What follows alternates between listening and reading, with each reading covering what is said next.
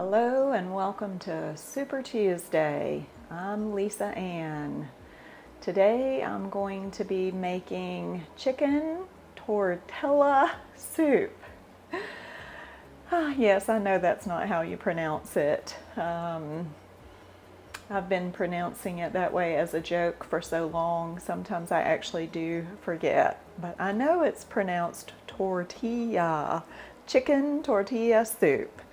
So this morning I put 2 chicken breasts in 2 quarts of water and simmered those on the stove to make me some broth. And of course, to cook the chicken, I added a teaspoon of salt and half a teaspoon of pepper and a bay leaf.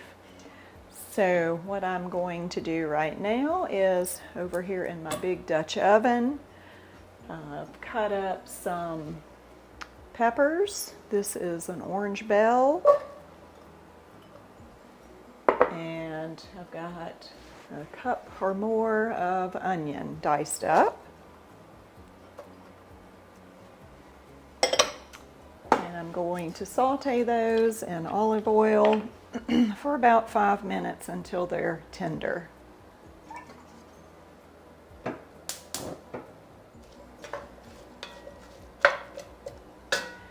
I think I'm going to put just a little bit of bacon grease in there too, just because it's bacon, right? And while those are simmering, sauteing, I'm going to dice up my chicken breast. I can just shred it, but I find that I like to cut it into small little bite-sized pieces.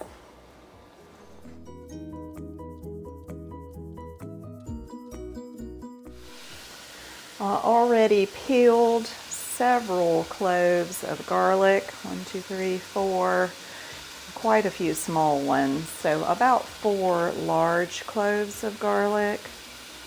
I'm going to go ahead and press those, but leave them in here until I'm ready for them. Here they are, and I've read that once you press them, there's a chemical reaction that takes place, so you want to actually set those aside for just a few minutes, because once you throw them into the hot pan, that reaction stops. So we'll leave that there.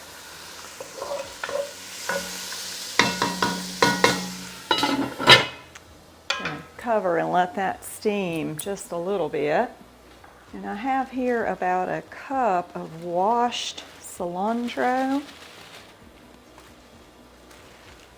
And we love cilantro. It's what makes this dish so good. I'm going to reserve half of the cilantro for garnish, and I'm going to chop up fine this half to actually put in with the sauteing veggies.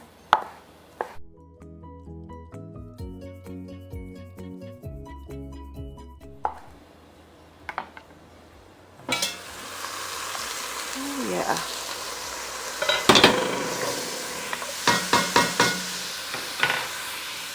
Okay, in goes the garlic.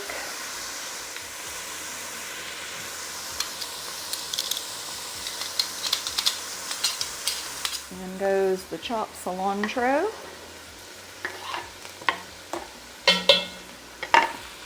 I'm going to turn it down just a little.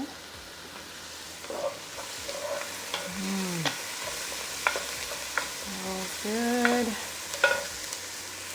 I'm going to put in a teaspoon of salt. A little more? Yeah. 2 teaspoons. Teaspoon and a half. A couple of dashes of fish sauce, as usual. 5, that's about half a tablespoon. This recipe calls for a little bit of paprika, so I'm going to put a teaspoon.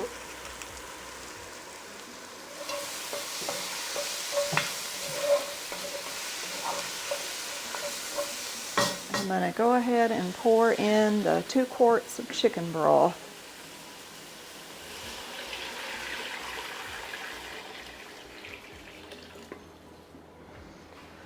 So next, I'm going to rinse these 2 cans of black beans. In goes 1 can and the second can. 1 can of red gold petite diced tomatoes.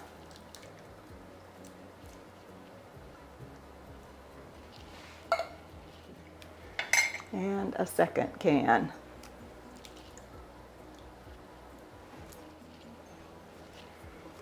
One can of whole kernel corn. I'm also going to drain it. In goes the corn. You can also use frozen corn, which I really prefer. And I use Simple Truth Organic, and I also use the same brand of frozen whole kernel corn.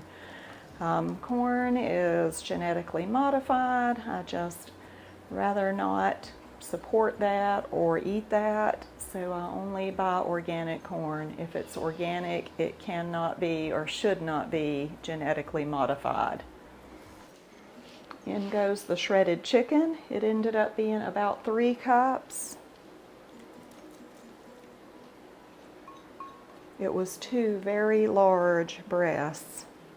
And then I'm going to add about 2 tablespoons of chili powder.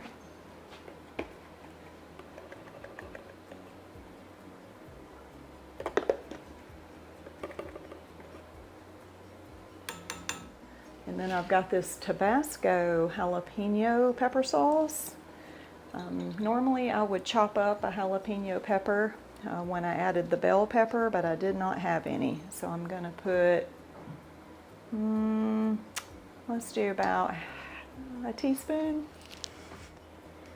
So 1 teaspoon of Tabasco brand jalapeno sauce. I don't want it to be too hot because we can always add more hot sauce in our bowl, but I do like it to have a little bit of spiciness. This is looking great and smelling great. I'm gonna put it down on low and cover it.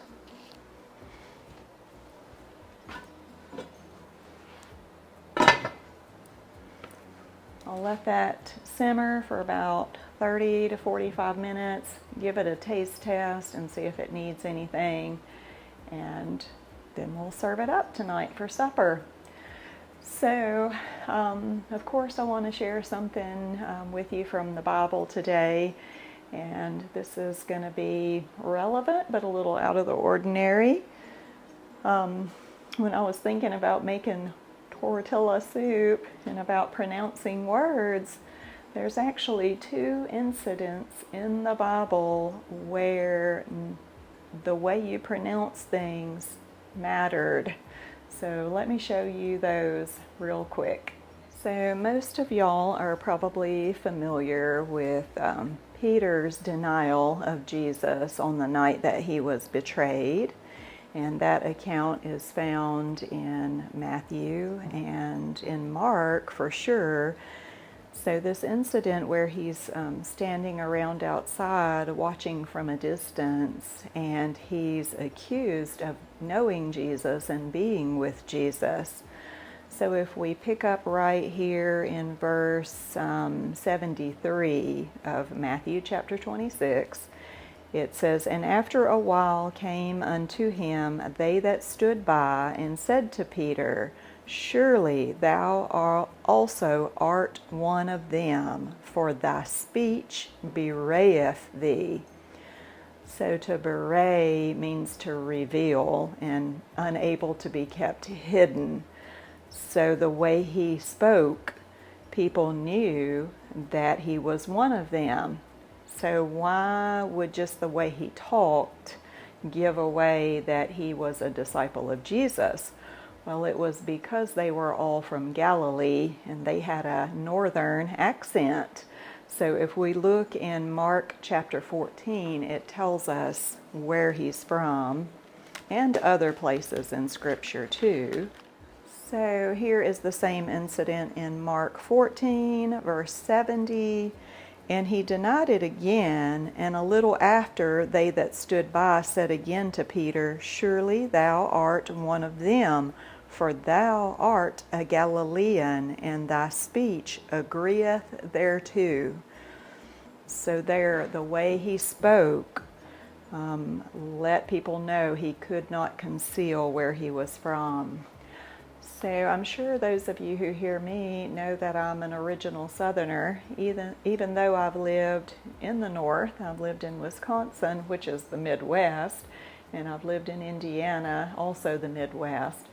And I did have to practice not dropping my G's, especially in Wisconsin, and saying things so that people could understand me. After I go visit my family and hang around with them for a while, I start dropping the G's again. So I have a very muddled accent, I think, but the fact that I'm Southern, I believe, is undeniable. So there's another incident in Scripture in Judges chapter 12. So this has to do with the period of the Judges in the land of Israel, and there was a lot of internal and external wars and battles and contests going on. And Jephthah, he was the 9th judge over the nation of Israel during this time. He was a Gileadite, which is a descendant of Manasseh. And all this stuff happened that you can read about, but the men of Ephraim got mad at Jephthah and gathered up an army and went to war against him and the Gileadites. And the Gileadites were smiting Ephraim. They were winning this internal battle. So it says that the Gileadites took the passages of Jordan. This is in chapter 12 and verse 5. And what that means is the passages of Jordan would be like the ferries or the bridges or the crossing points of a river. So it was so that when those Ephraimites, which were escaped, said, Let me go over, let me cross the river, that the men of Gilead said unto him, Art thou an Ephraimite? And of course he would say, Nay, because he was an Ephraimite, but he was trying to escape. So if he said nay, verse 6, then they said to him, Say now Shibboleth. And he said, Sibboleth, for he could not frame to pronounce it right. Then they took him and slew him at the passages of Jordan. And there fell at that time of the Ephraimites 40 and 2,000. So in this case, the inability to conceal your accent or to be able to pronounce a word correctly identifies who you are. I found that very interesting, and it drives home the point again that the Bible has something to say about everything. Sometimes you just have to know the right words to look for. If you read it consistently, then you will be familiar with the stories in the Bible. And as always, I encourage you to do that. So the soup has been simmering for a little while. I'm going to scoop up a bowl and do a little taste test and see if we need to add anything. So Jamie Bell's going to do a taste test for me this time. These are tomatoes, right? It's tomatoes and also bell peppers. A taste, not like a Jethro Bodine service. Jethro? Do y'all even know who Jethro Bodine is? I do not. I'm not from the 80s. Beverly Hillbillies. Yep. You know, the little boy cousin. He always had he always ate a lot. big appetite. A lot. I don't know why I sat down. Disappeared. I don't know either. He disappeared. It's really hot though. You might wait. Yeah.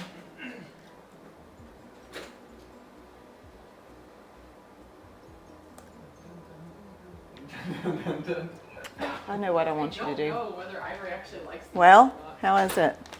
She looks at me like. Does it need salt? It does need salt Need salt. Okay. and more parsley wouldn't hurt.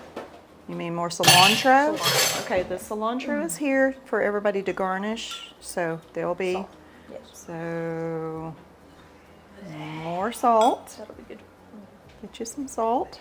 And oh, Janie Bell, how do you say this? That word? Which one? Tortilla? Tortilla. Gus? Tortilla, technically. Tortilla. Storm. It is tortilla. That's how you pronounce See, it. they know how to pronounce it right, even though their mother says tortilla. You say it on purpose. Well, I we also do. say jalapeno whenever we We want to do. We say funny things. All right, the soup is done. Add a little salt. It's not supper time, but I'm going to cover it up and re-warm it at supper. We've got sour cream, shredded cheese. Oh, squeeze of lime.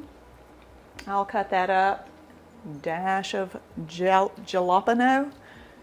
Jalapeno. That stuff's, the green stuff is weird. That's what I put in there. And cilantro. So I hope you enjoyed the video and I hope you'll give this a try. Give it a thumbs up if you like it, and I'll see you next time.